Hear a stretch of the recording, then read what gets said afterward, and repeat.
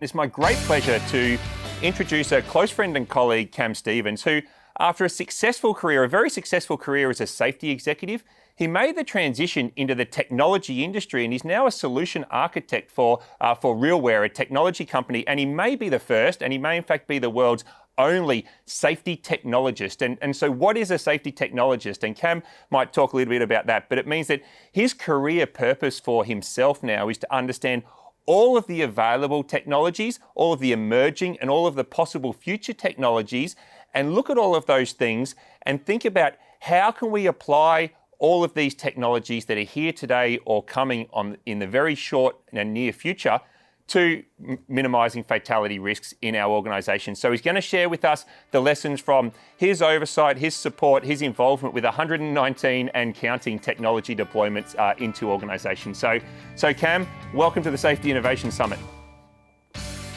All right. Welcome. Thank you. Thanks so much for the introduction, Dave. I've just got a couple of technology things to sort out.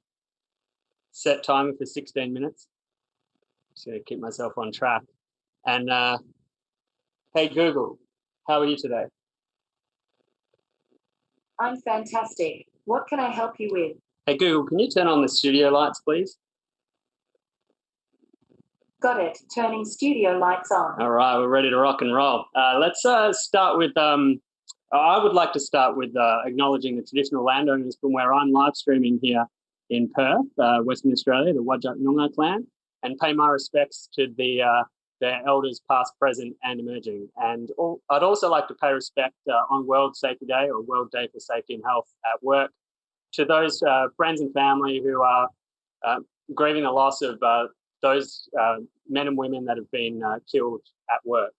I'd also like to congratulate ForgeWorks and the team, so Dave Provan and the team at ForgeWorks, for putting on this fabulous event, which to me demonstrates innovation.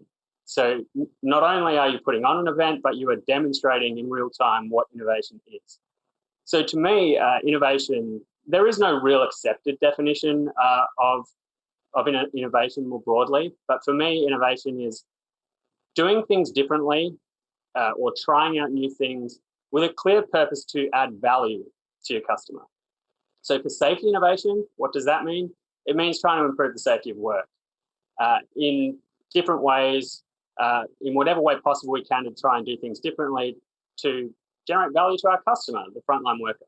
And today I'm going to be talking about our role as health and safety professionals. I'm going to talk about three things. So our role as health and safety professionals as it relates to technology deployment.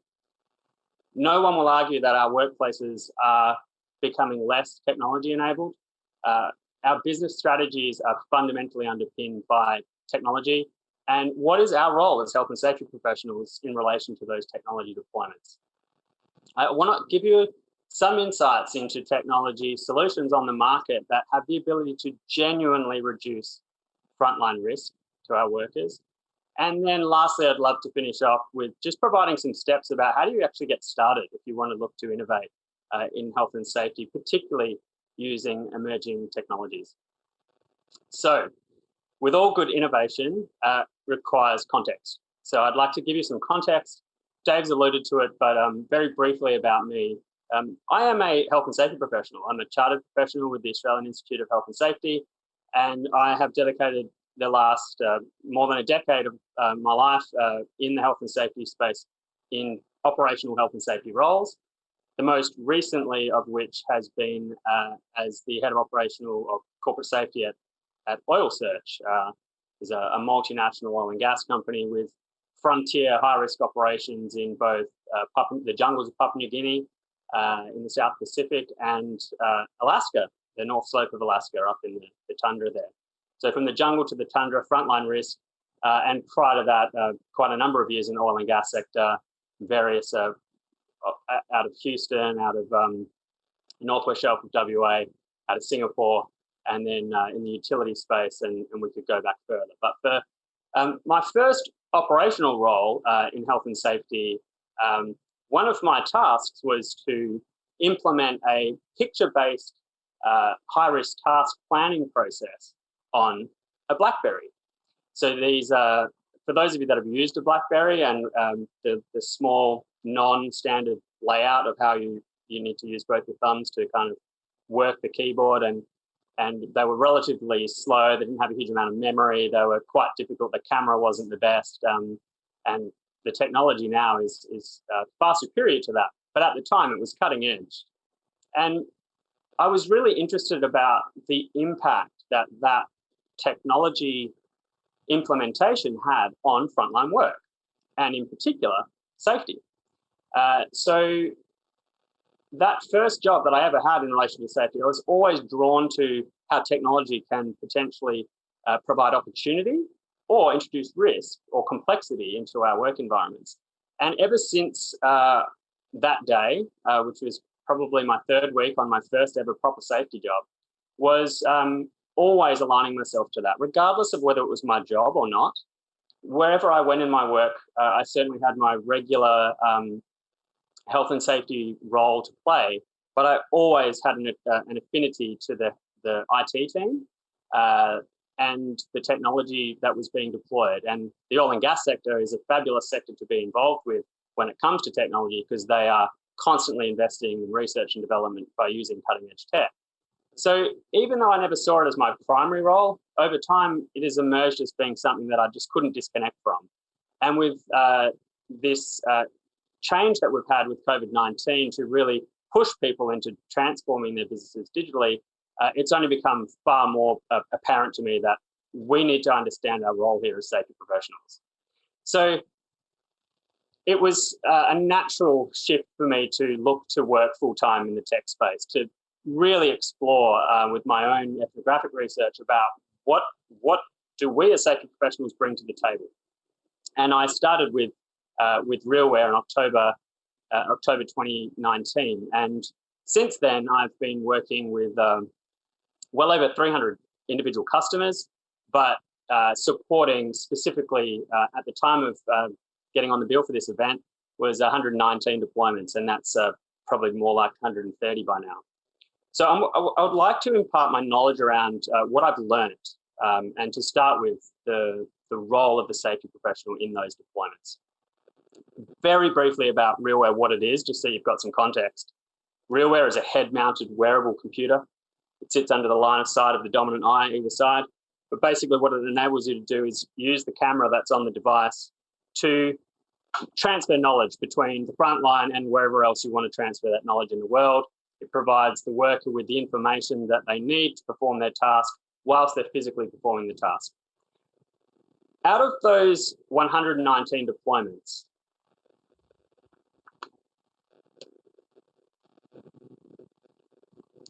this is the number of deployments that were specifically designed to improve frontline safety. So 3 out of 119.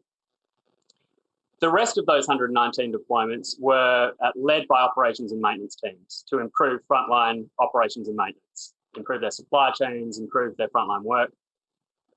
But only 3 of those were led and specifically health and safety use cases, which isn't necessarily surprising because the health and safety use cases were probably more administrative and supporting the administrative side of safety rather than actually impacting frontline work.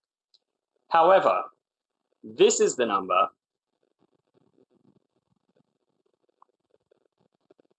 of health and safety teams that were engaged by those operations teams to assist with the deployment. So 18 out of 119 deployments, only 18 health and safety managers, teams, work groups were engaged to help facilitate the deployment of those solutions into the workplace. So that disturbed me a little bit. It left me questioning, well, why aren't health and safety professionals brought onto the table when it comes to deploying technology in organizations? Specifically in this case for a head-mounted wearable computing solution. So I decided what I would do would find out all of the organizations of people that I knew in the health and safety space and contact them and say, there's people in your organization that have purchased devices, purchased the solution. They are currently implementing that solution in the workplace. Are you interested in learning more about how this technology could potentially improve frontline work? It will be of no cost to you. It'll simply be a conversation, and wherever we go from there. And there is no cost because it's already been purchased and it's part of the solution package. I want you to have a think about, if I asked you that question, what would you say back to me? Would you embrace it? Would you say absolutely, no problem? Or I'd love to learn more about that. What would be your answer?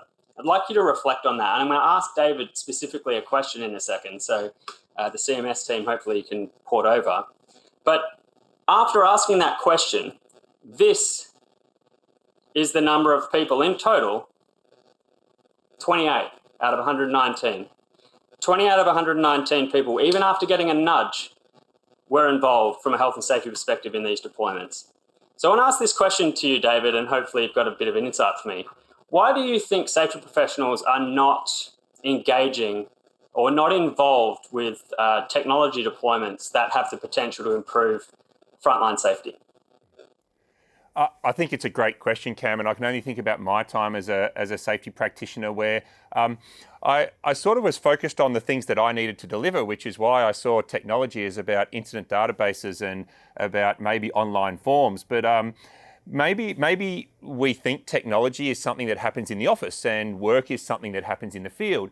And we've been a little bit asleep in seeing all of this technology deployed into the field and maybe either ignorant of the technology or just not seeing its utility for solving physical workplace hazards. And it hasn't been really since the last couple of years as you've moved into this tech space and really made me think about the massive missed opportunity that the global health and safety profession is missing by not getting on board the wave of operational technology that's being deployed into their front line that can support and paid for and ready to go and supported by operations that we can piggyback on to make really big safety improvements. Thanks, David. And it's probably a good segue to the key question I get asked on LinkedIn daily. What is the best health and safety management software that I can buy on the market? Which is the best one? And a more important question for me is, what are the technology solutions on the market that have the potential to drastically impact and improve frontline safety? And I'd like to give you a few examples of the things that are on the market and perhaps talk about Beth Lay's scenario at Lewis Trees about people being close to the power lines. Some of the deployments I'm working with, and I support other technology solutions, not RealWare. I work with different startup businesses on how to develop their health and safety use cases. We do artificial intelligence proximity monitoring with sensors that can tell how fast a tree is growing, whether it's likely to get near a power line within a particular time, to predictively understand when we might need to go and maintain that equipment. You can have sensors that tell you how far away you are from the power line, and with some haptic feedback to let you know when you are close. There are autonomous tree felling equipment, and Andrew Burns in New Zealand, a pioneer when it comes to technology in relation to the forestry industry. Hit him up if you want to learn more about autonomous equipment in the tree felling industry. There are many things that are available to improve frontline work that aren't just software packages that are used to effectively create dashboards. In terms of people putting their hands in the line of fire, there are condition monitoring sensors that mean that a worker doesn't have to open up a cage to put their hand inside. The level sensors are available there for them to see on their heads-up display what the level is or what the temperature is, so they don't have to actually put their hands in the line of fire and put themselves at risk. So there are many technologies that are out on the market, and it's about asking the question, what problem am I trying to solve? And what dimensions of that problem am I able to map out clearly so I can engage with solution providers to determine, are there technologies on the market that could help me?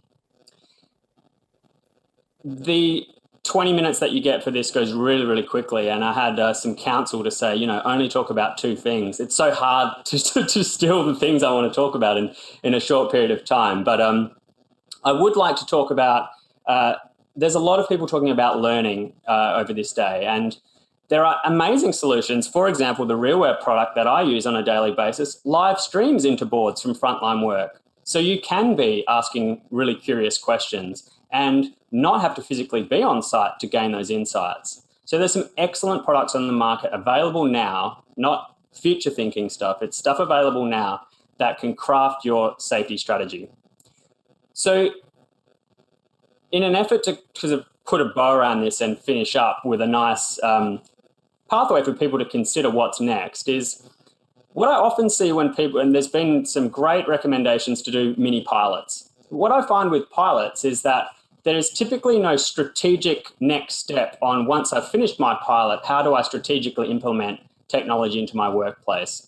So what I've found with working with Risk Talk, they're a voice-activated risk software.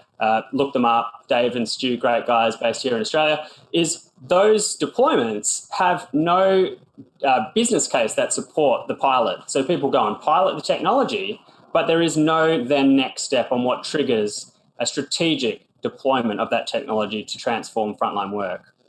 So where do you get started if you want to innovate and you want to learn more about technology?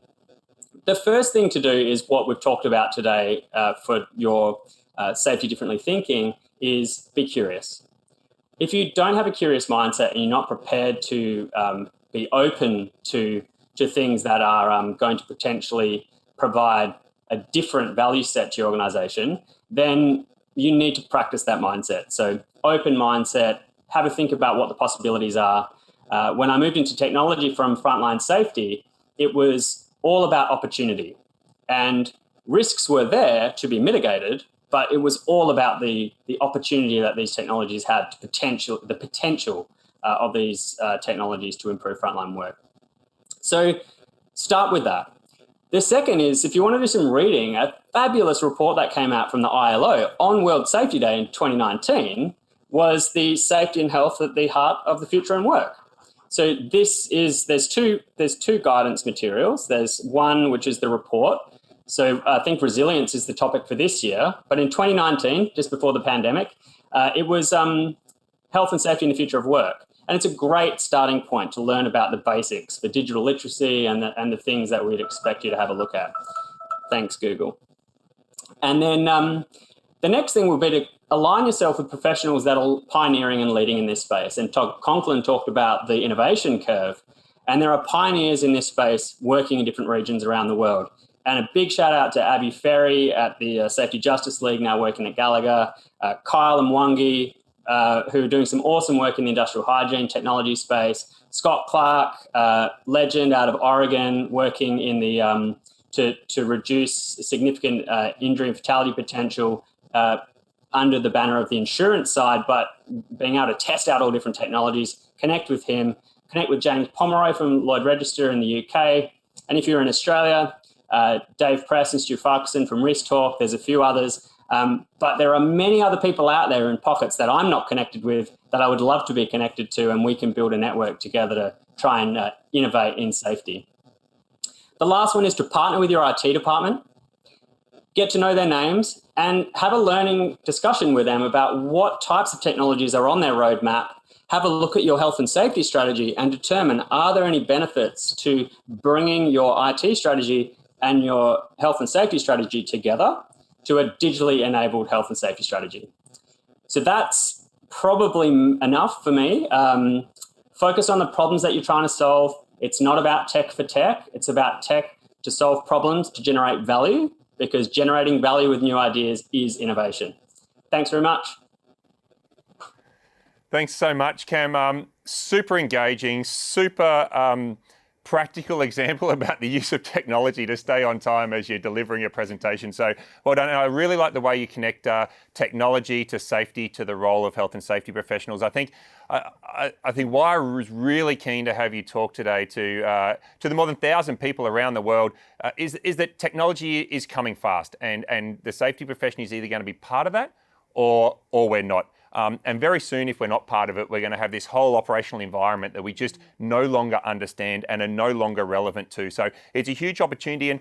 And your advice there about connecting with the IT department, if your organisation is sending really strong messages about the importance of safety, your IT department is very likely going to be chomping at the bit to find ways to actually help support what you are trying to achieve, for them to show their organisation that they are contributing to, safety improvement and the safety of work within the organisation. At least, the heads of IT that I know would be absolutely excited if the safety manager in their organisation came through the door and asked, what are you guys doing in technology and how might we take this to improve safety as well as productivity and operations? So thank you so much for your time. I'm just going to ask Sydney and Kim separately if they want to actually ask Cam any questions. So maybe first, Kim, you're still inside organisations and you're seeing this deployment. So Kim, your thoughts or any question for Cam? Yeah, Cam, that was such a wonderful presentation. It was a wonderful surprise just hearing those little gems that you snuck in there. I think it's so important for the safety profession to jump the digital divide. I think we can be a little bit left behind, think that these technologies are coming, be a little bit fearful of them. And you're right, they're probably already there available to us.